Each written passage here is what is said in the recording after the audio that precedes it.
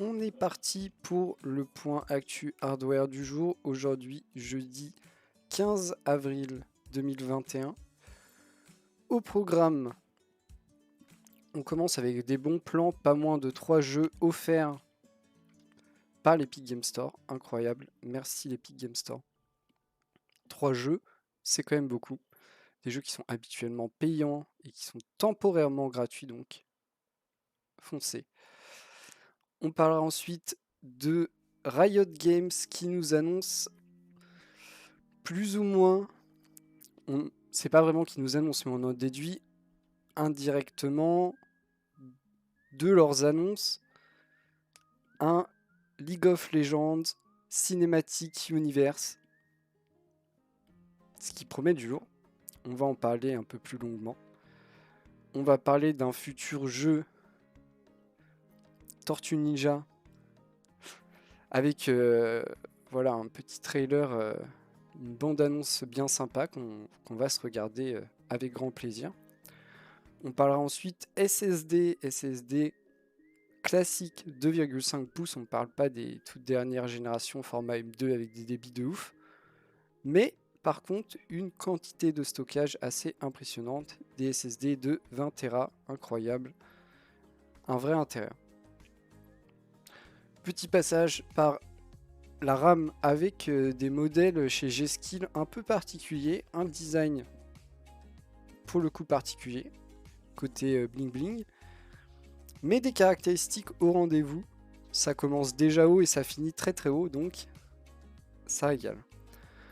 On parlera vite fait d'une petite carte mère, et vraiment une petite ce coup-ci parce qu'elle est format mini TX. On verra ce qu'on peut mettre dedans, quel est l'intérêt et les inconvénients de ce genre de carte. Mais c'est des choses qui marchent plutôt bien en ce moment. C'est des formats qui se sont bien répandus auprès du grand public et qui effectivement apportent des intérêts, c'est sûr.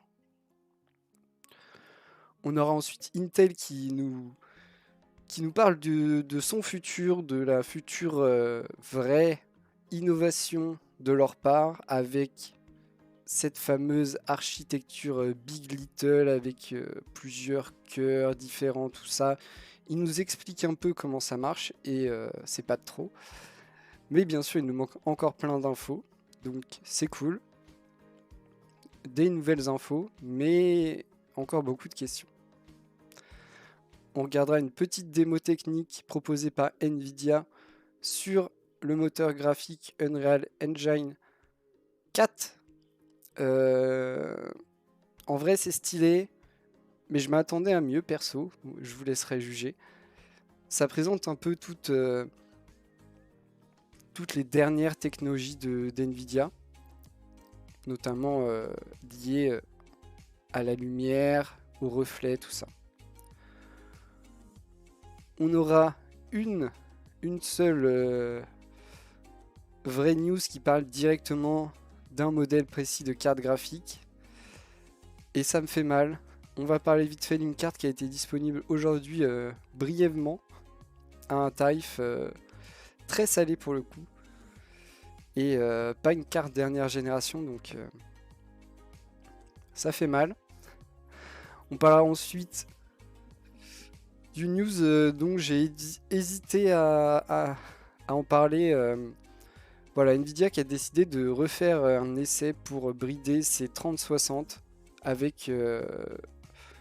voilà, on nous annonce très étrangement une nouvelle puce carrément qui a sur le papier les mêmes performances, mais des nouveaux moyens de blocage ou en tout cas de bridage pour miner de la crypto-monnaie.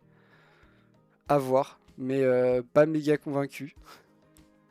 On verra, on attendra que ça sorte et que les mineurs de crypto-monnaie le cassent pour juger, mais ça risque d'être encore une fois une question de temps et rien que de temps, pas de pouvoir, juste de combien de temps ça leur prendra à détourner les sécurités. Et on finira comme souvent avec des écrans plutôt sympas. On n'est pas dans des écrans hyper chers, c'est cool, vous pourrez peut-être les acheter ceux-là. Donc pour une fois, ça peut vous intéresser. On commence tout de suite avec les bonnes nouvelles qui viennent juste de tomber. Des nouveaux jeux offerts sur l'Epic Game Store. On commence avec le premier, le jeu Deponia The Complete Journey. Un jeu aventure casse-tête. Donc voilà, je sais pas, je connais pas du tout le titre, mais c'est gratuit, régalez-vous. Apparemment, il faut un peu réfléchir. Mais ça peut être cool aussi de réfléchir de temps en temps. Deuxième jeu dans le même style, c'est pas la même DA, tout ça, mais c'est aussi un peu aventure casse-tête. Le jeu Ken Follett's The Pillars of the Earth. Donc voilà, un truc plutôt qui a l'air un peu plus sombre, clairement, au vu du visuel, mais plus un peu aventure casse-tête aussi apparemment. Encore une fois, je ne connais pas du tout le titre, mais c'est gratuit, donc faites-vous plaisir, n'hésitez pas. Vous avez juste à l'ajouter à votre bibliothèque, même pas besoin de le télécharger. Donc c'est si simple que ce serait dommage de se priver de ce genre d'opportunité. En plus, c'est adapté d'un best-seller international. Donc ça se trouve, il y a un très bon scénario. Et on finit avec le dernier jeu offert sur l'Epic Game Store. Un jeu plus exploration, plus...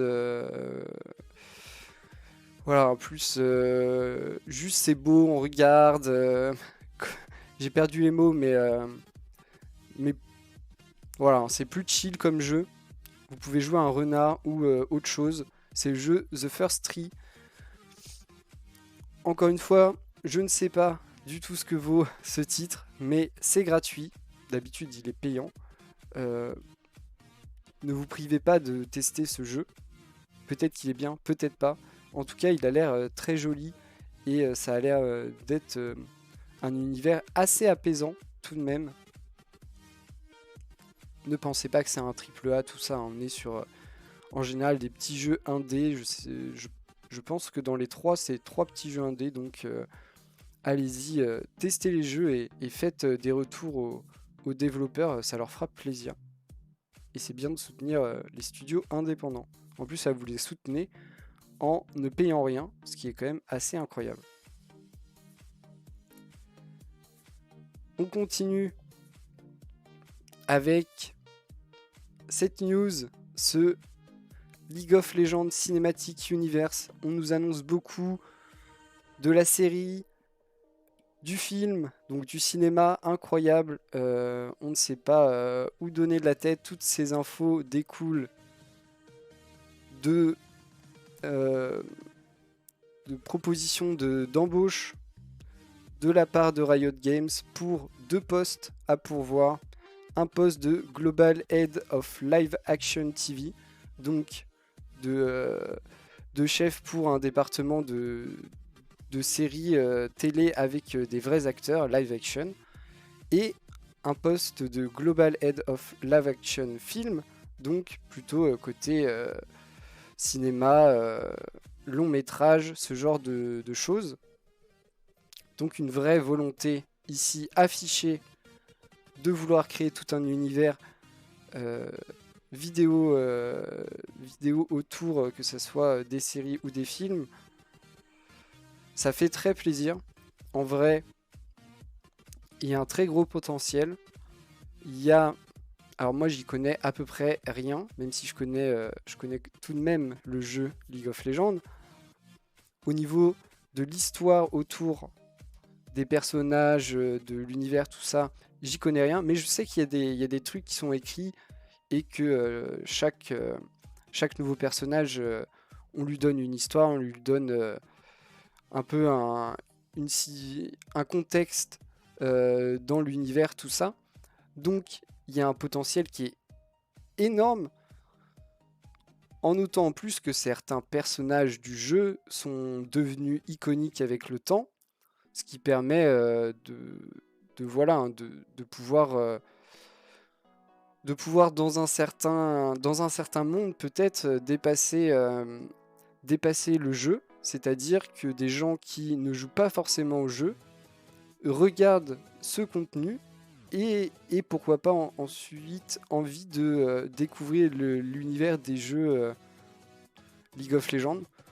Donc en vrai c'est plutôt une bonne idée, surtout que Riot Games nous a habitués à faire des cinématiques plutôt de toute beauté. Donc en général ils régalent. Ici on parle pas d'animation, on parle de live action, donc il va falloir aussi faire du scénario solide. Je sais pas ce qu'est cette... J'avoue que j'ai pas regardé, on va regarder ensemble. Je sais pas c'est quoi. Regardons. Mais c'est toujours très propre.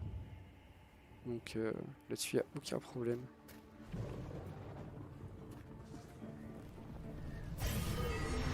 Ciseaux, aiguilles, fils, ils sont les outils de ma créatrice. Je ferai bon usage de ces cadeaux. C'est le nouveau personnage. C'est un nouveau personnage. Quel monde étrange et merveilleux. Faisons en sorte qu'il le reste. Du coup, c'est pas une cinématique, vu que c'est la présentation d'un nouveau personnage. Voilà, on a découvert ensemble le nouveau personnage qui est je sais pas qui. Je n'ai point de temps à perdre. Mais ça, c'est pas grave. Une nouvelle victoire.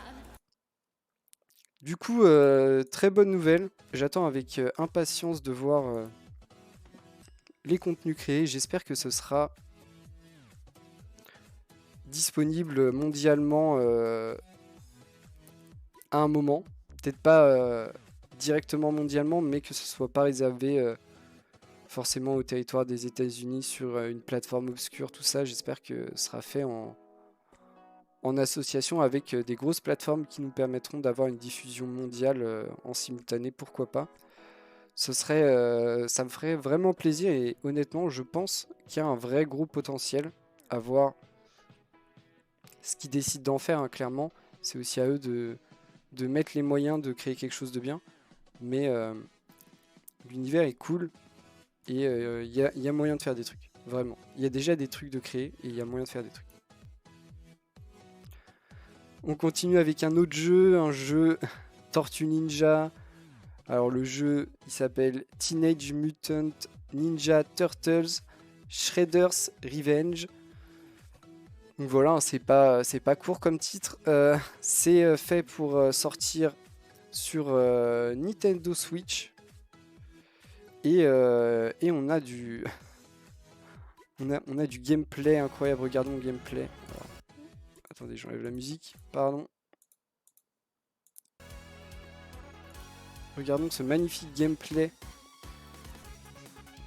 des Tortues Ninja. Alors c'est du alpha gameplay footage, donc ça peut changer. Mais petit univers rétro ici, avec un genre de beat'em all.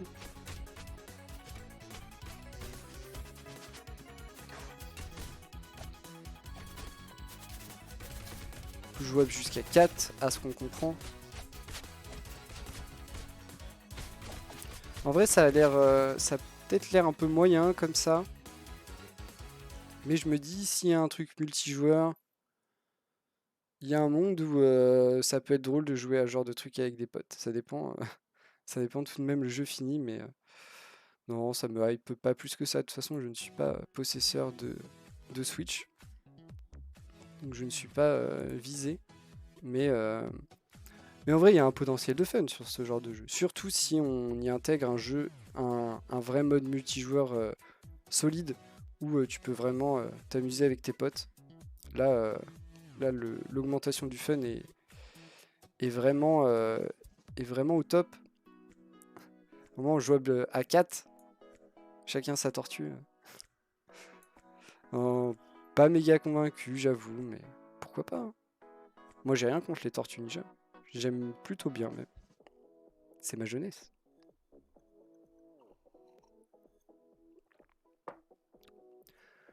On continue avec un SSD.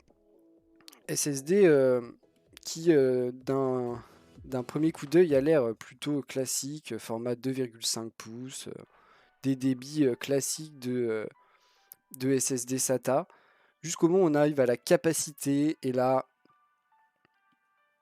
là on lit 20 Tera, et on se dit pardon, 20 Tera dans un petit SSD de 2,5 pouces là. Et donc visiblement oui, hein, c'est Nova Chips qui nous montre ce modèle, le Scalar 20T, du coup le 20T pour 20 Tera, incroyable. Bien sûr on n'a pas de prix, et je pense qu'il vaut mieux pas l'avoir, parce que non, ce n'est pas destiné au grand public. Vous n'allez pas avoir demain de SSD de 20 Tera, ne rêvez pas.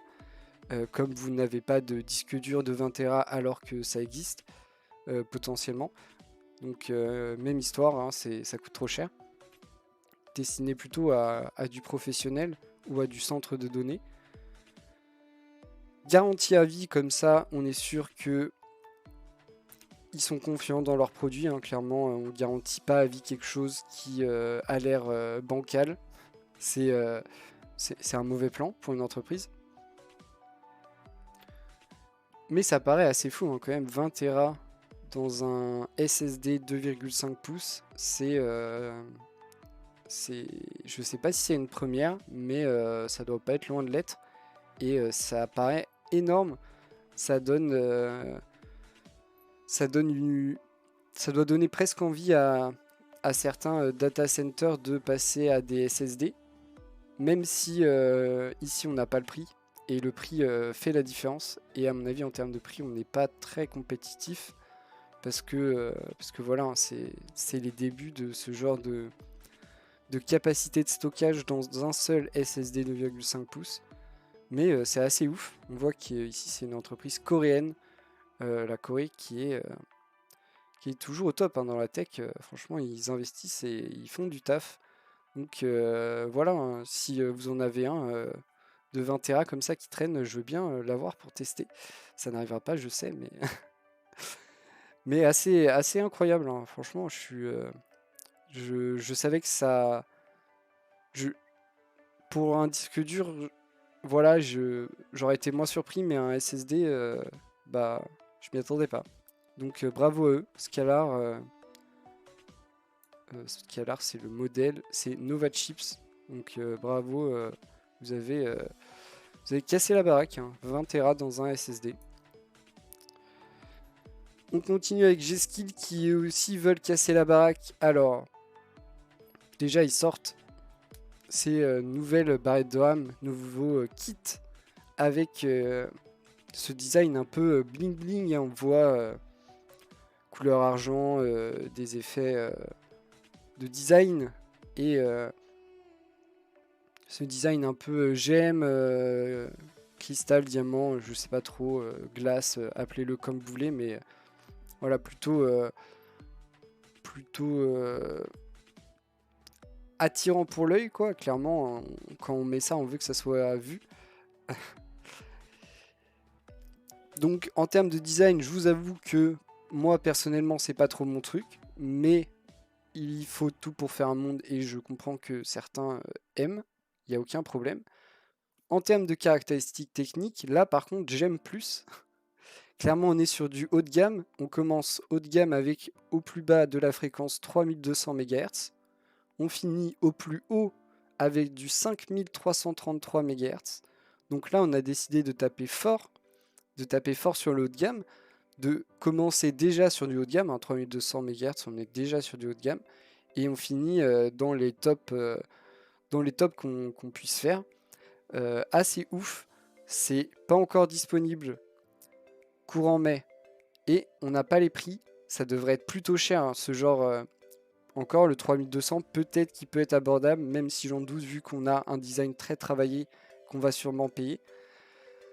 Mais le 5333, ce sera très cher, comme tous les kits de RAM à ces fréquences, hein. C'est encore quelque chose de pas du tout démocratisé, et forcément qui se paye en général plutôt cher. Donc assez incroyable, hein. Franchement, aller chercher de telles fréquences maintenant, alors qu'on sait qu'on n'est pas si loin que ça de faire débarquer la DDR5 sur nos ordinateurs. C'est vraiment une volonté d'aller conquérir du marché haut de gamme. Et si encore une fois, hein, tout dépend du tarif aussi. Mais sur le papier, c'est plutôt sympa en termes de performance. On continue avec de la carte mère.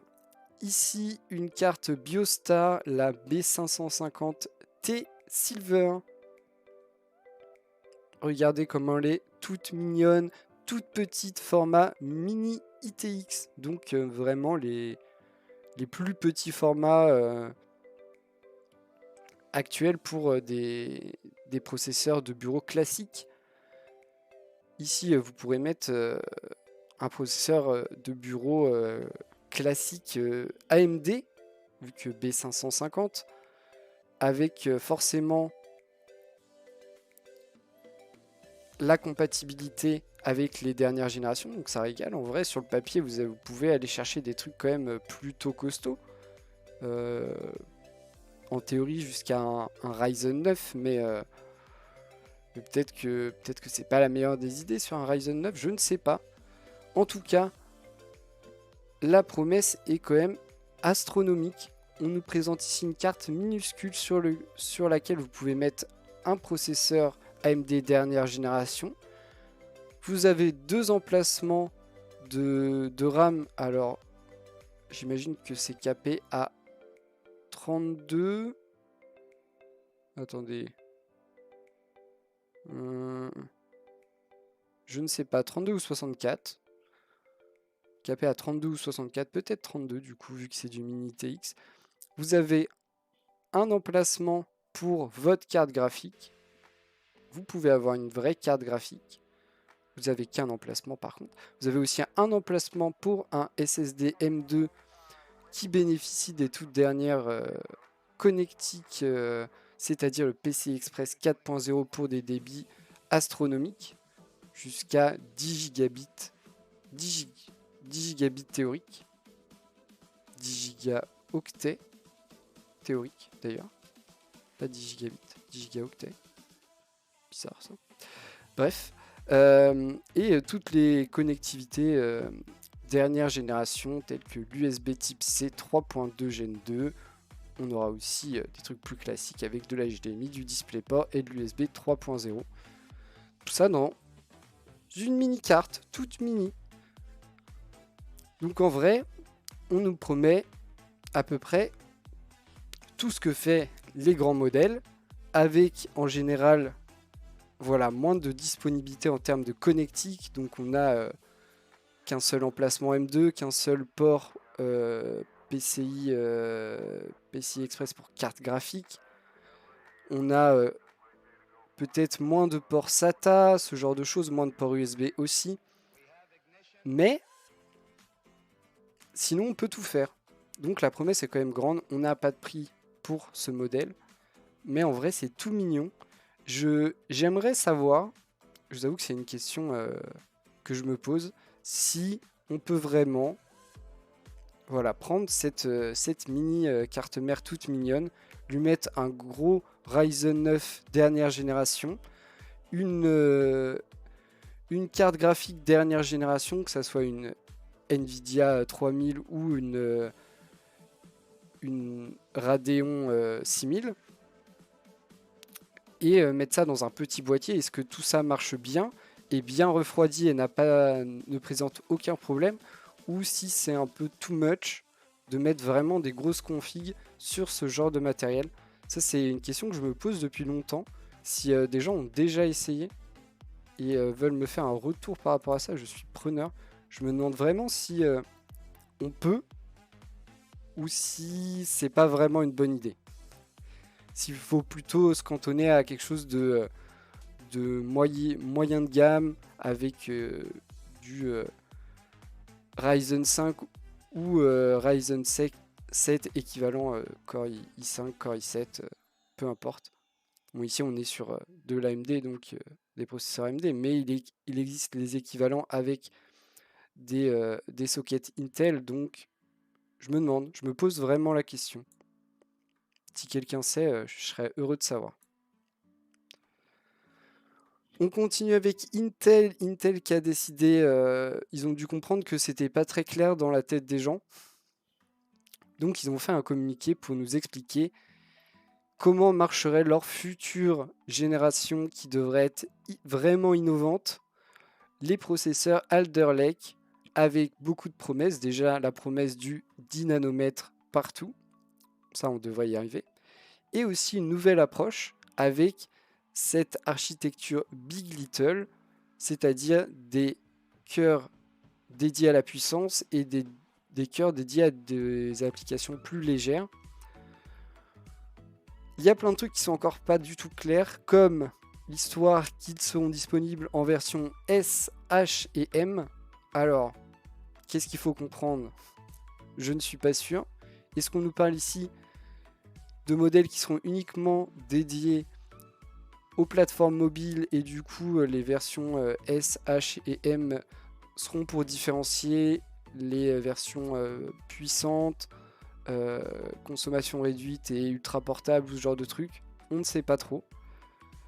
Mais on sait, et ça c'est important, qu'il se base sur cette fameuse architecture Big Little en couplant des cœurs Gracemont et des cœurs Golden Cove.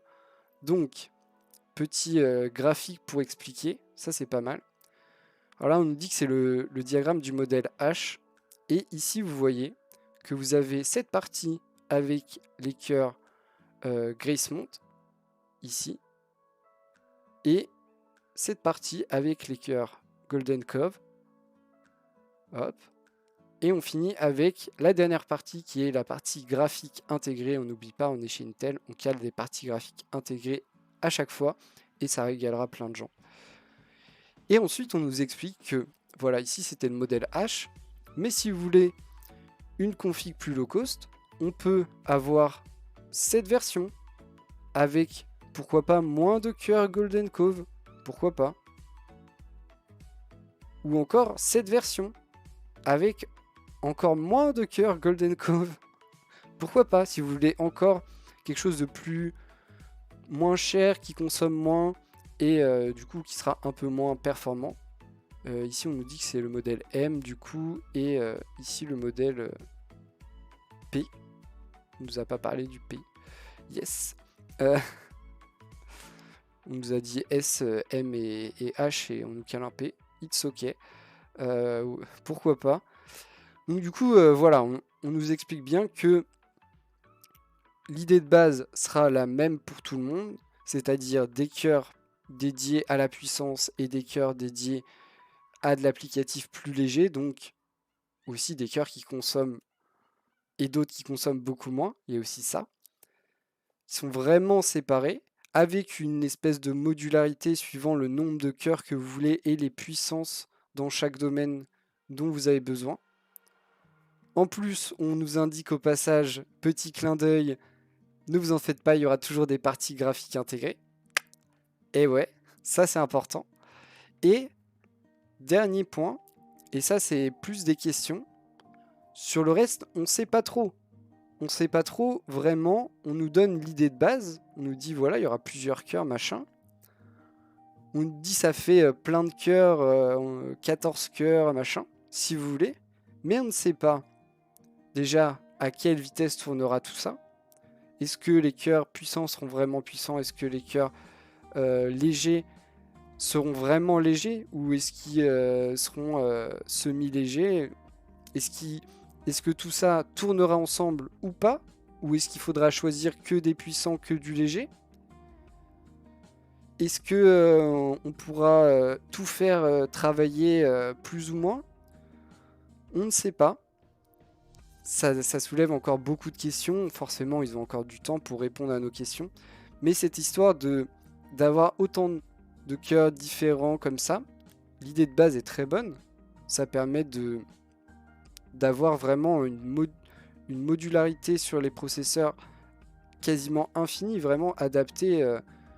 Vraiment ça permet d'avoir des gammes ultra étendues et d'avoir vraiment le processeur qui correspond parfaitement à vos besoins. Après, ça demande des besoins logistiques pour faire ça et de production aussi. Intel est capable. Mais on ne sait pas comment tout ça travaillera ensemble. Et c'est ça la vraie question. Parce que si, on ne sait pas, hein, mais imaginez un monde où on doit choisir entre léger et faible conso d'énergie ou puissant et grosse conso d'énergie, mais qu'on puisse pas faire tout travailler ensemble et du coup que ça s'adapte plus ou moins en temps réel suivant vos besoins. On espère quand même que ça soit fait intelligemment et que ça vienne vraiment gérer intelligemment les besoins en ressources et qui viennent activer plus ou moins les cœurs suivant les besoins de la machine. Ça, ce serait vraiment l'idée parfaite. À voir aussi si c'est bien fait. Ça aussi, hein, voir s'il n'y a pas des trucs qui travaillent pour rien, s'il n'y a pas de la latence induite au basculement entre les cœurs et tout. Il faut attendre que ça sorte et avoir plus d'informations. Mais sur le papier, c'est quand même une promesse assez incroyable et qui peut apporter beaucoup sur plein de choses. Ça peut apporter beaucoup en termes de performance, oui. Ça peut apporter aussi une façon nouvelle de concevoir des processeurs et une façon pourquoi pas plus simple avec justement cette alliance de morceaux pour créer une puce à la fin. Donc ça aussi ça peut être intéressant. Et point qui est souvent sous-estimé, mais d'un point de vue consommation énergétique, on peut avoir quelque chose qui est bien plus bon pour la planète que ce qu'on fait actuellement. Là où actuellement on n'a que des cœurs qui consomment relativement beaucoup et qui se modulent eux-mêmes, mais on n'a pas vraiment un mode ultra économe. Là où si on avait des cœurs dédiés à des trucs légers, on pourrait avoir un fonctionnement avec une consommation très très basse tout en gardant certains applicatifs qui tournent. C'est quand même super intéressant. Encore une fois, on a un peu de temps avant que ça arrive, mais autant la 11e génération de processeurs Intel ne fait pas rêver grand monde, autant cette fameuse génération, on a envie de la voir et on en attend beaucoup. On espère ne pas être déçu, et seul l'avenir nous le dira. On continue avec une communication de Nvidia, je vais vous montrer et ensuite on va en parler rapidement. Alors je sais pas si ça... on s'en fiche du son. Donc en gros on vous présente ici une démonstration des dernières technologies Nvidia dans le moteur Unreal Engine 4. Donc avec voilà des trucs de transparence, de reflets ici dans ces étoiles, vous voyez. Encore de la translucency, c'est de la transparence, non? Mon anglais est rouillé. Les ombres aussi, on voit ici les ombres. Vous voyez le travail sur les ombres. L'illumination globale. Et donc c'est de la communication pour mettre en avant le savoir-faire et les technologies Nvidia qui sont disponibles avec ce moteur graphique.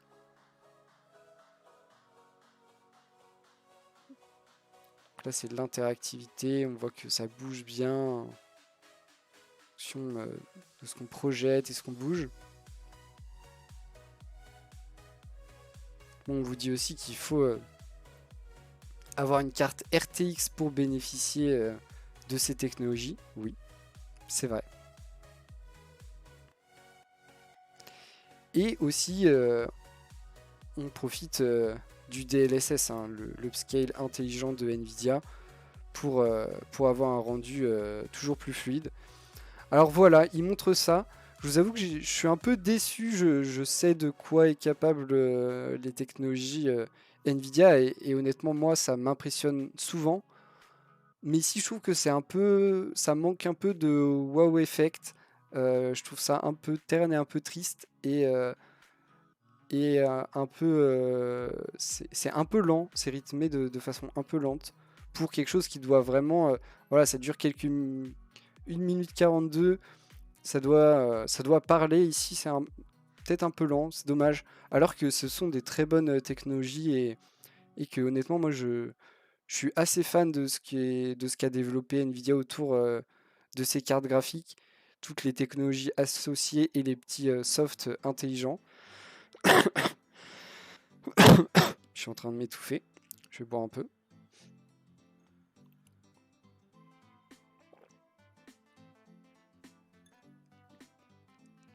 Et du coup, ouais, moi je suis plutôt fan, mais là je trouve que ça les met moyennement en valeur, c'est un peu dommage, alors que franchement ça fait le taf, hein, ça fait vraiment le taf, et le DLSS j'en parle même pas, mais le feu de Dieu.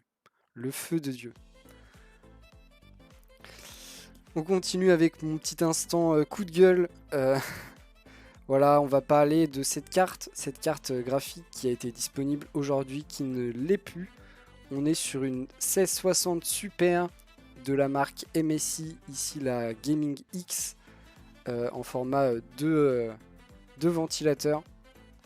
Alors je vous en parle parce que j'ai un modèle presque pareil, parce que moi j'ai la version en dessous qui est blanche et sans RGB. Mais voilà, c'est à peu près la même chose que j'ai acheté il y a quelques temps déjà. Un tarif bien plus bas que le tarif actuel. Cette carte a été en vente à 450 euros. Pour vous dire, moi je l'ai acheté un peu plus de 200 euros, je sais plus exactement, mais un truc comme ça. Entre 200 et 250, un truc comme ça. Et, et du coup, quand je la vois à 450, celle-là qui est un peu plus design et avec du RGB, mais en gros les mêmes performances que le modèle que j'ai moi, je me dis waouh, 450 euros, mais moi dans aucun monde j'aurais pu mettre 450 euros pour avoir ce genre de carte graphique. Et j'imagine que les gens qui les achètent ne voient pas d'autre choix, mais force à vous, hein, parce que ça doit être dur. Honnêtement, on n'est pas loin du vol. C'est un peu abusé, mais franchement, c'est très très cher pour ce genre de modèle, qui en plus, loin d'être des dernières générations. On parle ici d'une 1660 Super. On a depuis les 2060, les 2060 Super et les 3060, et même 3060 Ti. Hein. Donc voilà, on a sorti des références depuis, mais fou, ça me fait vraiment mal de voir ça. Une 1660 Super à 450 euros. Aïe. On continue avec une petite annonce. Nvidia qui a décidé de refaire la 3060. Non pas pour changer les caractéristiques de cette carte, mais juste pour refaire leur hash rate limiter qui a pour but de brider l'utilisation des 3060 pour miner de la crypto-monnaie. Voilà, une première version était sortie sur les 3060 de base, machin. Ça a été contourné au bout de quelques temps. Ils ont trouvé des moyens. Ils ont aussi, au passage, Nvidia a peut-être lâché une mauvaise bêta de driver. Peut-être pas, on ne sait pas. En tout cas, le fait est qu'aujourd'hui, toutes les 3060 ont été... Enfin, toutes les personnes qui comptaient utiliser les 3060 pour miner ont trouvé des moyens pour contourner les limitations et le bridage. Du coup, ils ont décidé de refaire une version avec un nouveau bridage. On ne sait pas trop ce qu'ils vont changer. Ils vont sûrement changer des choses, j'espère. Mais en termes de caractéristiques techniques, la carte sera sur les mêmes bails. Du coup, un peu bizarre. Franchement, déjà la première fois, on savait que c'était une question de temps, que ça allait tomber un jour, qu'il y avait des gens qui allaient trouver un moyen de contourner le truc. Donc voilà, c'est arrivé. aujourd'hui ils veulent refaire une version pour remettre une limitation, je ne sais pas. Je suis pas convaincu de cette histoire, je trouve que c'est une mauvaise idée et ils devraient consacrer du temps et de l'énergie à autre chose que ça. Ils ont essayé une fois, voilà, ça n'a pas marché, même si on savait tous que ça allait pas vraiment marcher, ou en tout cas que ça allait pas tenir vraiment dans le temps. Ici, ils décident de réitérer. On ne sait pas trop comment ils peuvent vraiment avoir un bridage qui est sécurisé à 100%. Et je pense que c'est quasiment impossible. Donc voilà, j'ai un peu du mal à comprendre cette histoire de recommencer. Mais ils font bien ce qu'ils veulent et peut-être qu'ils nous montreront que c'est possible de faire un bridage performant et sécurisé. Mais ça reste des priorités un peu étranges en ces moments de pénurie.